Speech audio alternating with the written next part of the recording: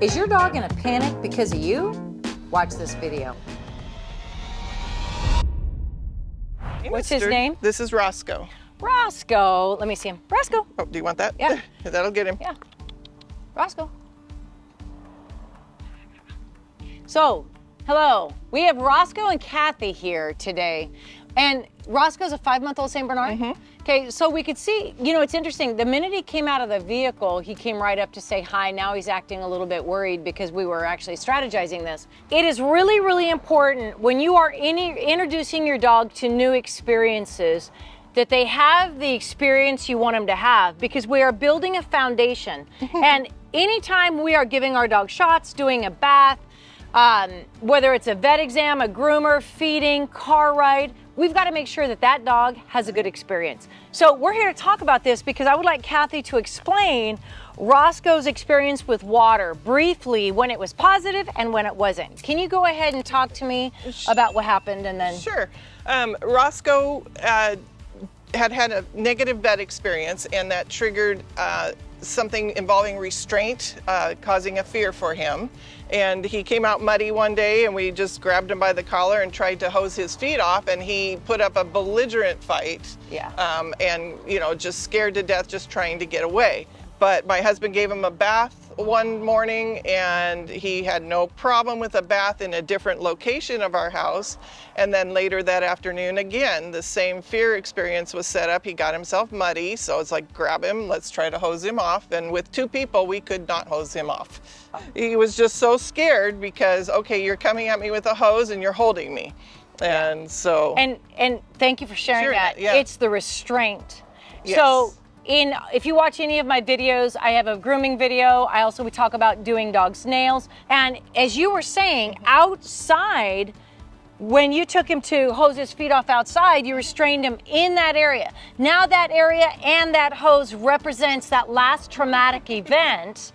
So going back to restrain him harder or to be more forceful escalates the mindset and only reinforces, I'm really gonna die here. But then when the dog is bathed somewhere else, very likely not restrained, different picture, maybe even different mood.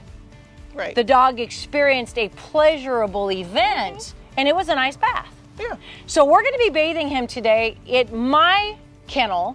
We're gonna put him in the tub. We're gonna bring out peanut butter. We're gonna take it slow so Kathy can learn what do we have to do to change a negative experience into a positive one. So when he's 180, 200 pounds, he's really manageable. When a dog is stressed, often, or nervous with a person, they actually aren't gonna take treats and they're not gonna accept affection or food.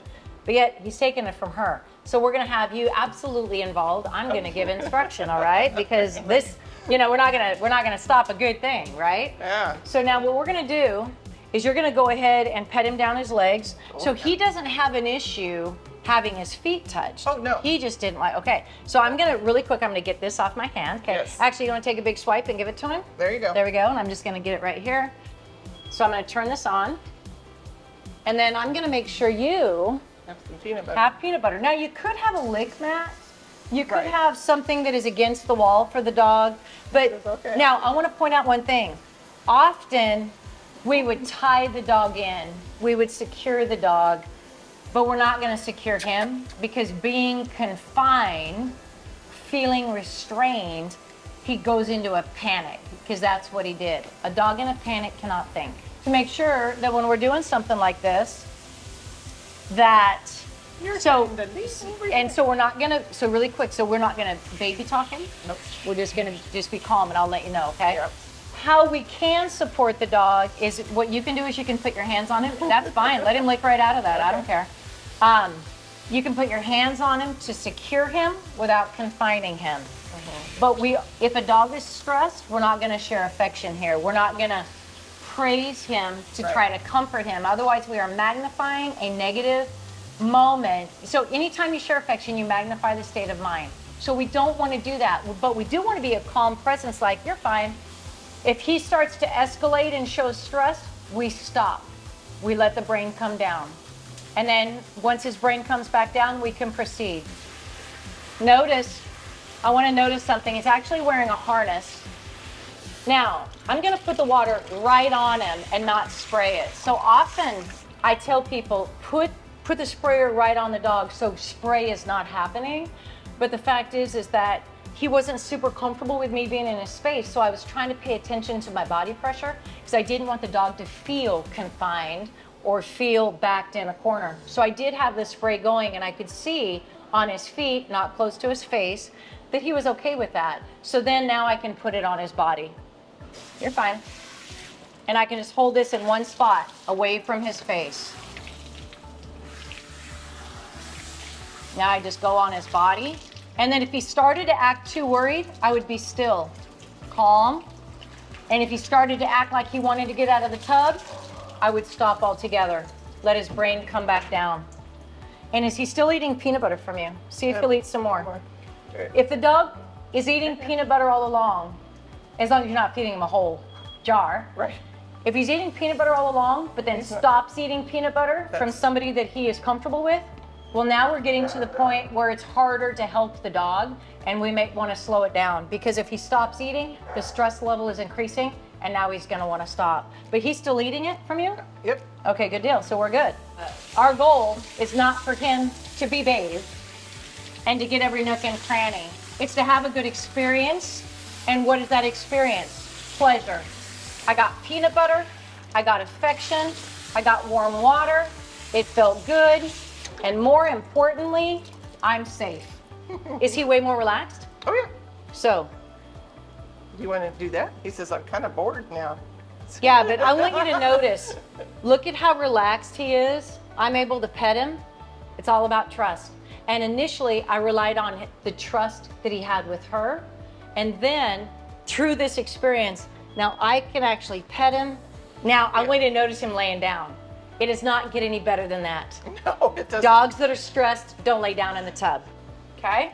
And actually, I'm not gonna take your time by watching me dry him, because he doesn't care. He's got his head laying down, it's perfect. But this is what I wanna say. If you now have a dog that is anxious to get out, they're anticipating, I'm about to be done. If you allow him out of the tub in that mindset worked for him. Okay. What is the last experience as this ends I want him to have? Calm, affection, safety, right?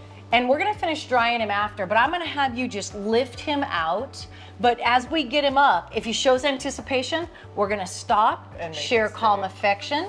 We're transitioning from laying down to standing, and then we will safely lift him out.